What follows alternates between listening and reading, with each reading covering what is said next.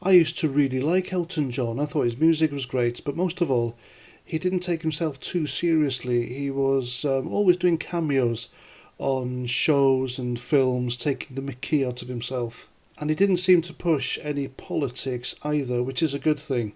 However, that's now all completely changed ever since Phillip Schofield sort of came clean about his affair with a much younger boy. Now, before I go on to the Phillip Schofield thing, I just want to mention that Elton John recently announced that he will not be performing in the US anymore. Not that he's got many years left in him anyway. Even at Glastonbury over the weekend, he had to have some of the lyrics of his own songs put in front of him because he's getting on now, he's in his 70s. And the reason he's not performing in the US anymore is because of a Florida law. And that law is entitled SB 254, and it's a law introduced by the governor there to stop children from getting access to hormones, puberty blockers and sex change surgeries. But you have to be very careful talking about such subjects here on social media because it's so inflammatory. And I quite like having a YouTube channel, but I do have an opinion on it, but it's not for now. But what do I know? I'm not a doctor or anything like that. So anyway, back to Phillip Schofield. Now, Elton John and his other half, David Furnish, they did a little interview recently regarding this whole Phillip Schofield mess, and they defended him.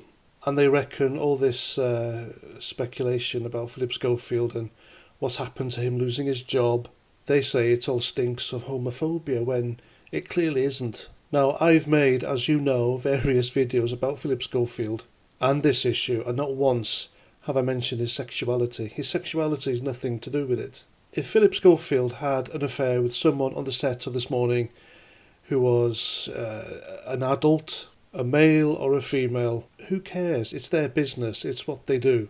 Yeah, okay, it's immoral, he's cheated on his wife, etc. But they would have been two consenting adults, and what two consenting adults do, it's up to them, it's nobody's business. I may have only done the 1 or 2 video on it, questioning his morals, but it wasn't that, was it? The problem people have with Phillip Schofield and what he did was the age of Matthew McGreevy. He met the guy when he was very young. He got the guy a job on This Morning, and it was unusual for a mere runner, who is effectively at the bottom rung of the production ladder, to have his own little skits on there.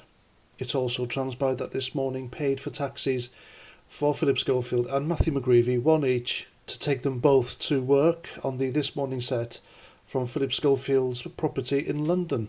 Now, normal people put 2 and 2 together, and in this instance the word groomer just quite literally screams at you. We ordinary working class people here in Britain, we have this thing against underage little people being taken advantage of. And for Elton John and his other half, David Furnish, to come up with this stupid statement in defence of Phillip Schofield is just, it's daft.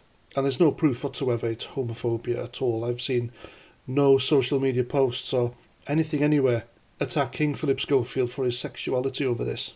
Unless, of course, Elton John's farewell tour wasn't going as planned and he needed more ticket sales. You know what these celebrities are like. And there we go, that's my video. Another Phillip Schofield one. Oh my god, dear me. Some people are going to literally have a fit. But there we go, you don't have to be on this channel, do you? And that's that. So until the next time, have a great day, and Roger Trout.